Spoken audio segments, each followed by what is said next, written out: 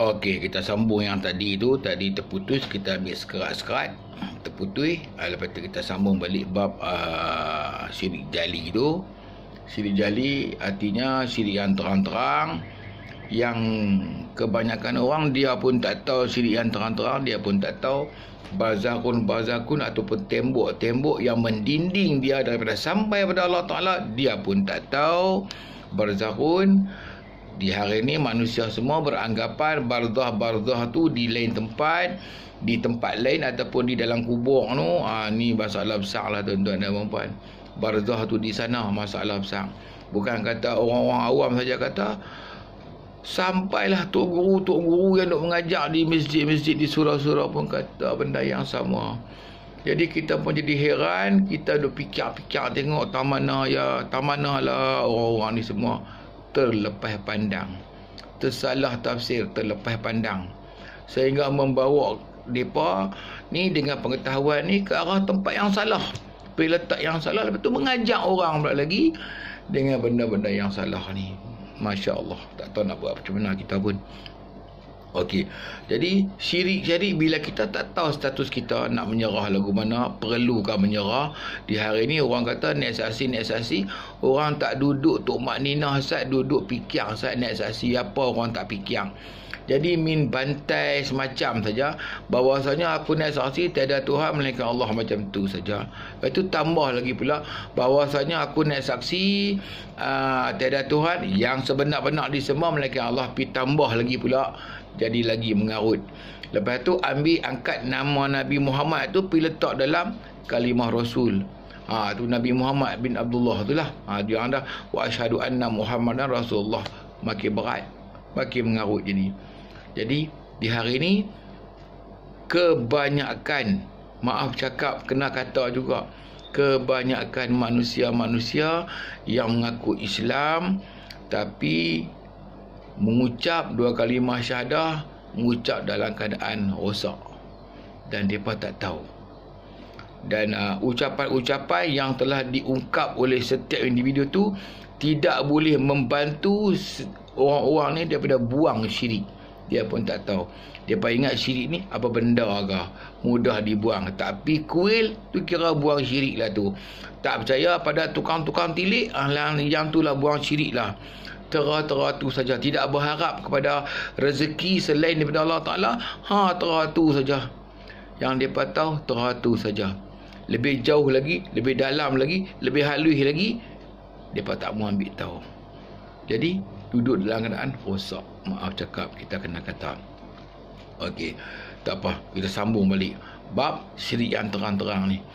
Bila kita tak tahu status keupayaan kita ni, kita tak sedang kata kita ni tidak ada keupayaan, kita tak sedang, di situlah kita akan bertembung dengan banyak kesalahan, banyak kepincangan daripada sudut i'tikad, daripada sudut pemikiran. Bukan nak beletiang, tapi nak kena kata lah juga, nak kena buat teguran lah juga di sini ni. Jadi banyak kesalahan-kesalahan kita akan buat daripada satu kesalahan ke satu kesalahan, daripada satu kesalahan ke satu kesalahan, sehinggalah terbit apa? Terbit syirik khafi. Apa itu syirik khafi? Syirik yang tersembunyi, yang tak nampak dengan mata kepala, melainkan setiap individu itulah tahu dia ada ke tak ada syirik khafi tu. Apa dia syirik khafi tu? Syirik khafi tu yang mana yang kesalahan-kesalahan yang terbit daripada i'tikad, daripada hati lah kita kata, daripada hati sanubari lah. Terbit apa dia? Sifat sombongnya, bongkok, dengki, khianat, ujub. Lepas tu tamak, halubah, gila kepada harta, gila kepada pangkat darjat, gila kepada pujian-pujian. Inilah semua syirik-syirik yang ada di sini. Bukan ada tubuh apa pun, tapi terdapat dalam hati. Kalau tuan-tuan duduk muhasabah diri, tuan-tuan akan nampak benda-benda ni semua, insya-Allah. Jangan risau. Kalau ada, adalah di situ. Kalau tak ada, tak adalah di situ. Tuan-tuan boleh menyaksi sendiri. Okey, itu di antara syirik-syirik khafi. Banyaklah kalau kita nak buka, nak hurai, tebailah muka surat tuan-tuan dan puan-puan. Jadi kita pergi secara rambang ni, Dengan secara rambang ni dapatlah tuan-tuan berkongsi dengan teliti, fikirkan sejenak. Jangan tak fikir, kena fikir. Benda ni kena fikir. Wajib kamu berfikir, wajib. Okey. Lepas tu khafilul khafi ilal khafi.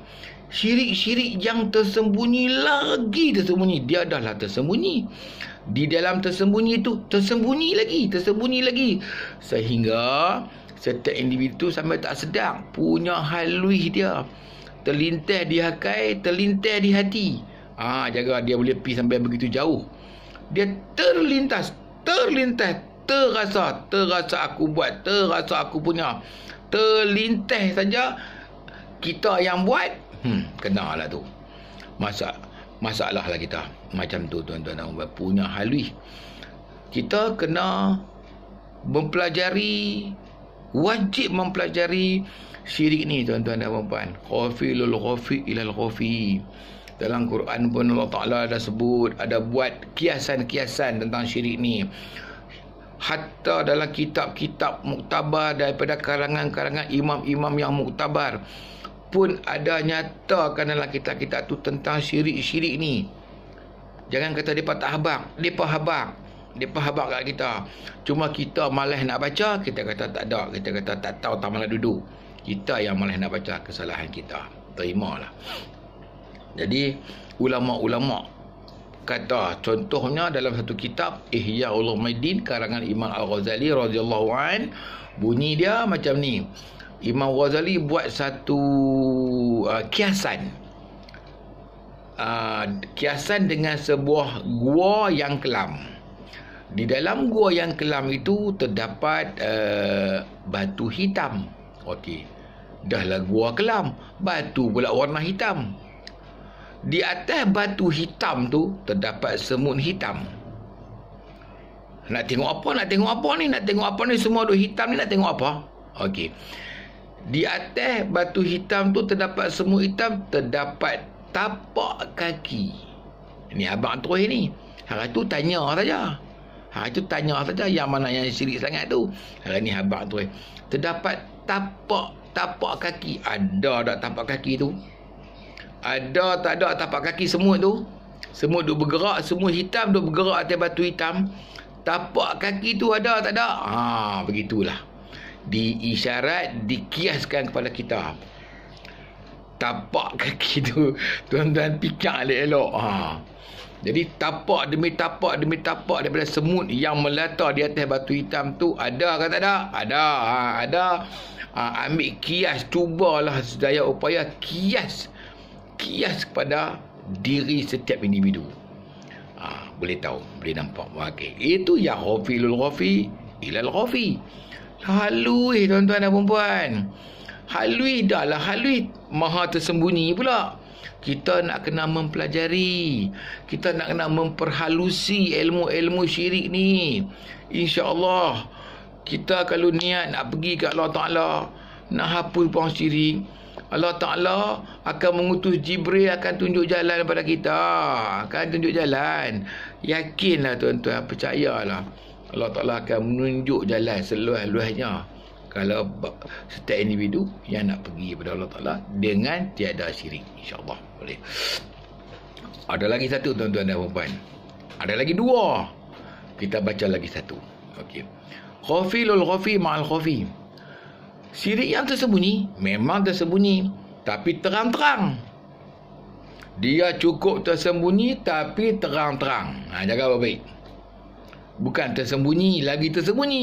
Ni lagi tersembunyi lagi terang. Lagi tersembunyi lagi terang. Kebanyakan manusia ni terlepas pandang. Ini bahaya ni tuan-tuan dan puan-puan. Kena fikir baik-baik ni. Kalau kita buka dalam Ihya Ulumuddin karangan Imam Al-Ghazali radhiyallahu an, dalam jilid 6, Imam Ghazali hurai bab manusia-manusia yang tercela dan manusia-manusia yang terpedaya. Panjanglah huraian dia tu. Kita boleh go through satu persatu. Bagaimana manusia yang terpedaya, yang tercela dan terpedaya. Jadi macam mana? dalam huraian-huraian Imam Ghazali tu kita akan nampak kita tu duduk tak mana, status kita tak mana. Kalau ada. Kalau tak ada lah. Kan? Kalau tak ada, tak payah baca lah. Jadi bila adanya syirik, kita pasti kena ambil tahu, kena baca. Jadi kita tengok di sana Imam Ghazali, kalau tak silap saya lah, Imam Ghazali hurai kelima syirik, daripada sekasar-kasar, sebesar-besar sehingga sehalus-halus mungkin, sampailah tak ada syirik dia punya hurai. Tapi kita kena baca, kita kena fikir. Baca, fikir. Baca, fikir. Baca, fikir. Baca tanpa fikir tak jadi. Fikir tanpa baca pun tak boleh. Jadi kita kena baca, go through. Pelan-pelan tak apa. Ambil faham. Pelan-pelan, fikir. Di sana ada kelima syirik yang pernah disebut, diajak pada kita oleh Ustaz Mak Isa radhiyallahu an. Jangan risau. Ada di sana. Kita kena belajar yang tu. Okey. Jadi saya hari ni bukanlah nak celoteh banyak-banyak. Nak bab-bab syirik ni nak memperingati, bagi memperingati. Bukan nak memperingati tuan-tuan dan perempuan saja. Hatta memperingati diri saya sendiri. Kita pakat buat teguran. Tuan-tuan tegur saya tegur tuan-tuan. Jadi kita sama-sama cari jalan. Kita sama-sama dalam keadaan saling mencari jalan macam mana, bagaimana nak sampai ke Hazrat Allah dalam keadaan yang elok, yang tak ada syirik. Begitulah. Tuan-tuan jangan ingat tuan-tuan saja ada kesalahan banyak. Ni yang saya duk bercakap kat tuan-tuan ni pun samalah, kita banyak juga kesalahan. Kita sama-sama kita mencari jalan macam mana nak pulang bagi elok, tuan-tuan dan puan. Macam tu saja. Jadi saya tak boleh nak terus-teruskan ni. Pasal perlu bahan. Nak bercakap kena ada bahan. Selepas bab syirik ni, saya cari bahan lain, saya akan kongsi lagi insya-Allah. Jadi sekadar ni saja, minta tuan-tuan semua, perempuan semua berfikir-fikirlah, berfikir-fikir. Ingat satu perkara, ni kata-kata daripada orang ilmuwan, satu saat duk tua muda duk habis, satu saat duk tua muda duk habis. Tiap-tiap saat tua. Ketika tu juga mudah habis. Kulit ni makin kena, mata makin kelabu. Otak makin gig, makin kurang. Jadi tempoh hidup atas muka bumi ni tak lama dah makin kurang, makin pendek. Kita tak boleh tahan.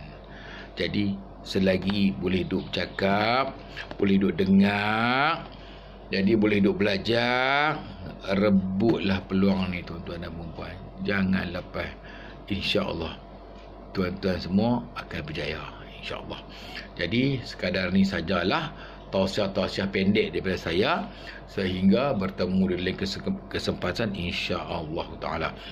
Jadi saya sudahi dengan wabillahi taufiq wal hidayah. Wassalamualaikum warahmatullahi wabarakatuh. Sekian.